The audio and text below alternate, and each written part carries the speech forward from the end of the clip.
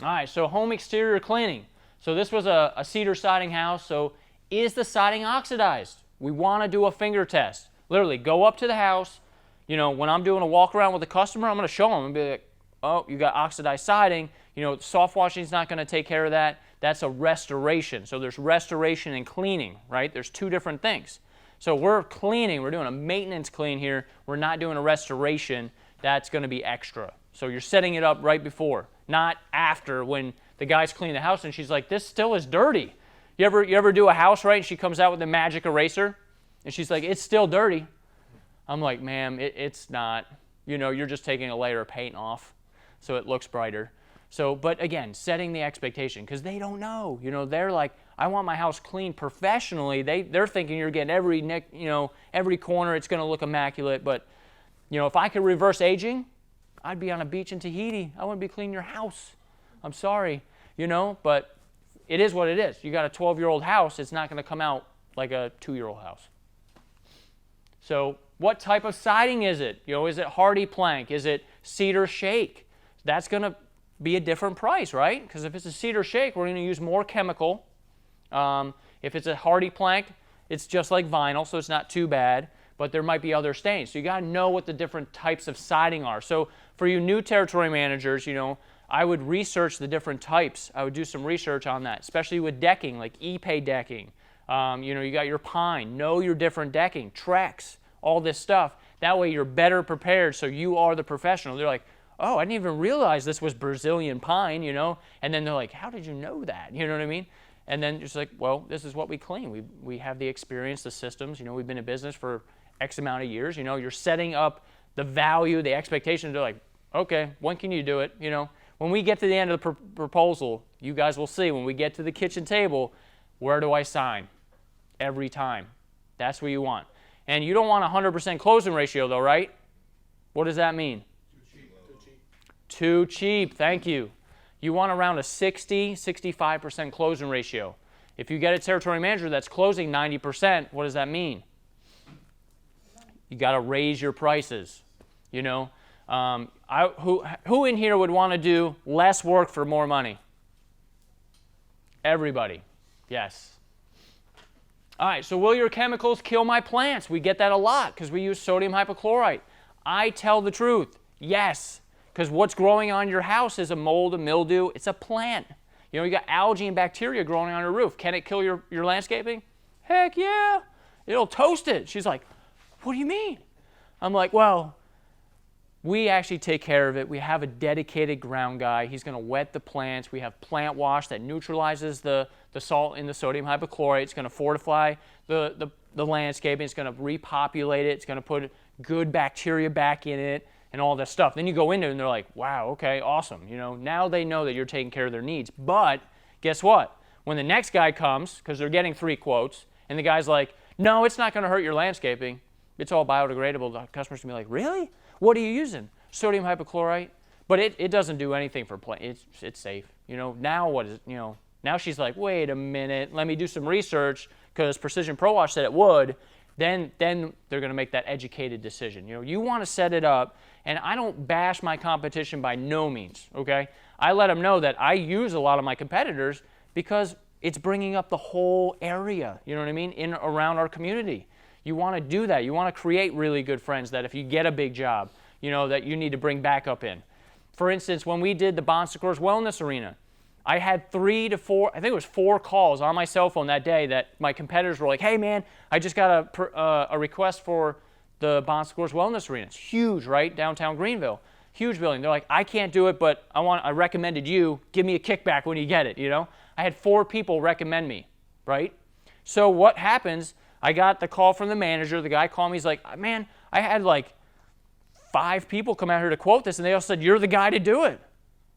I mean, that sets you up for success, right? The guy's like, you are the guy. There's no other guy. They can't do it, you know? And then they did have other companies from out of state bid it, but they were like, one guy was a lot lower than me, and then there's another guy like 4 times higher than me. We were like right in the middle.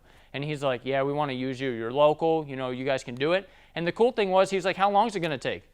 And the last guy said it was going to take him a month and a half. I said, a week. He's like, a week? we got a big event going on. Can you really do it in a week? I said, yeah, we'll throw 2 soft washing trucks on it. We'll get it done in a week. We got it done in like 4 days. And the guy was blown away. You know, we did the demo for him and everything that day, and he's like, you're making my building look dirty, you know, and it was just right out front, so he had to clean it. You know, it was on right off of 385. You had to see it, you know. So how do you differentiate yourself from someone else that's in your neighborhood that's doing soft washing? You're going to do kind of the same thing. Good question. So I differentiate myself, you know, from other soft washing companies on me and my company with the training. You want to set yourself up again. So I'm now a national trainer. So if somebody else is doing soft washing in my area, they're not a national trainer, right? So, and then training, constant training. We go to basically every event almost, you know, as far as training. So we're setting ourselves up. Great they're doing soft washing, but look at the training, the certifications that we have, how long we've been in business, you know, the track record sells itself. So yes, they're doing soft washing, but this is how we do it. And of course it's me, so I'm always saying I'm going to clean it better than anybody else, right? Because it's me. So if you're doing it, you're selling it, look, I'm going to dot my I's, cross my T's, and you just add the value to you, right? As you start growing and you're getting teams, certify those guys and then sell those technicians that these guys hands down are going to do better than anybody I know. Why? Because I trained them and they have the love for your home. They're going to treat their home, your home like it's their grandparents. You know what I mean? And look at the reviews. It says it all. So it's not only that we're doing the same thing, you're adding that value, your differentiators, which we'll talk about too, how to differentiate yourself in the market. We have workers' comp, so we can do all the bigger jobs. A lot of guys don't have workers' comp. You know, the trucks are wrapped. We use wrap shirts. We use Ask the Seal. You know, Ask the Seal right on the badge. Everybody in my company has Ask the Seal because we do a 7-year background check. That other guy that's doing soft washing, I don't know what his technicians, you know, where they came from, if he's picking them up at Home Depot in the morning and then coming to wash your house. I don't know. But you're not going to bash your competition. You're going to educate the customer to make a really good decision and let her think. You know what I mean? If they're getting 2 or 3 quotes, set it up so she's testing the next guys and they're like, Precision Pro Wash was already here. Because every time I do a quote, they're running through the hoops, all my competitors, and then they're just like, yeah, Precision hands down, you know? That's what you want to do. I have guys literally saying that they're going to do it for half of Precision. So I'm up against that. You know, you guys got the $199 guys. Yeah, they're like, oh, you got a Precision Pro Wash quote? Yeah, we'll just do it for half. You know, all the same services for half. So how do you combat that, right? By adding the value, the story. You're creating that, you know, customer relationship, right? First of all, because we're not just here to spray your house. We're here for a lifetime. I want you to be a lifetime customer with our team, you know, and that kind of stuff. And you're building the value. And then they're like, man, you know what I mean?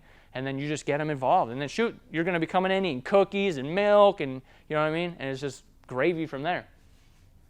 All right, so light fixtures. How to protect light fixtures. Because again, sodium hypochlorite, we have sun damage. We got sun fading. These are all factors that we need to know and take pictures of when we're doing the pre-inspection sheet, when we're going around the house, so we don't have that liability, so we don't get kicked in the butt and we're like, at the end of the job, you faded all my lights. Or, you know, we had a lady that said that we put holes in her concrete driveway. And I was like, there's no way, you know? And so we had to go into that. So pictures were able to help us out. I'll tell you a quick story. We were doing a roof cleaning, right? And it was for a builder, and he worked for Greenville Builders Association. And it was really dark, and we cleaned it. And she had mentioned to me when I was doing the quote that there was like a white streak, I guess, next to the black streak. And it wasn't like really white. It was just like a lighter color.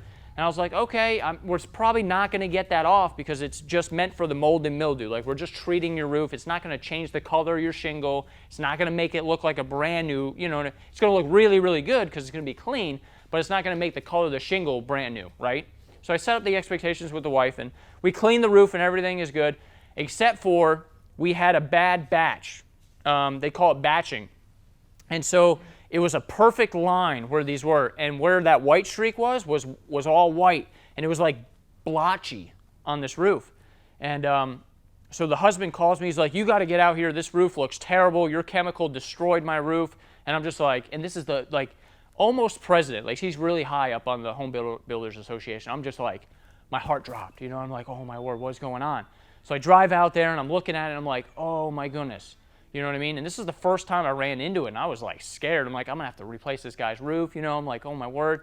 So my wife, my genius wife, gets on Google, and she's like, let's look at the roof and look what it looked like previously, right?